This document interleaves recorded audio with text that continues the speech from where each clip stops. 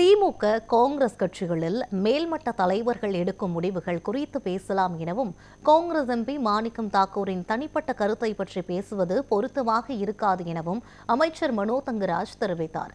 கன்னியாகுமரியில் பேட்டியளித்த அவர், அமெரிக்கா போன்ற நாடுகளுக்கு இந்தியாவை மோடி அடகு வைத்து விட்டார் என விமர்சனம் செய்தார். காங்கிரஸ் ஒரு பழம்பெரும் கட்சி, திமுகவும் ஒரு பழம்பெரும் கட்சி. இந்த இரண்டு கட்சிகளுக்குமே கட்சியினுடைய கட்டமைப்பு, தலைமை, அதற்கான அதிகாரப்பூர்வ கட்சியினுடைய அறிவிப்புகளை அறிவிக்க வேண்டிய குழுக்கள், தலைவர்கள்லாம் இருக்காங்க.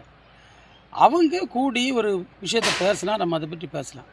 இந்த தனிநபர்கள் சொல்லக்கூடிய காரியங்களை எடுக்கக்கூடாது என்று இரண்டு கட்சிகளும் சொல்லியிருக்கு.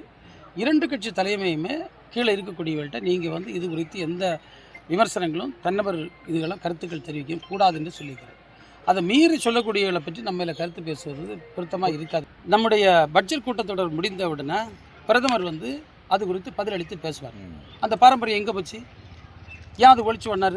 சரி, ஒரு பிரதமர் இதில் தேசத்தின் நலன் பலவற்றை இவர்கள் பாதுகாப்பை, பொருளாதாரத்தை அடகு வைத்து விட்டார்கள் என்று அவர் பேசுகிறார். அந்த சந்தேகம் நாட்டு கிளம்பியிருக்கு.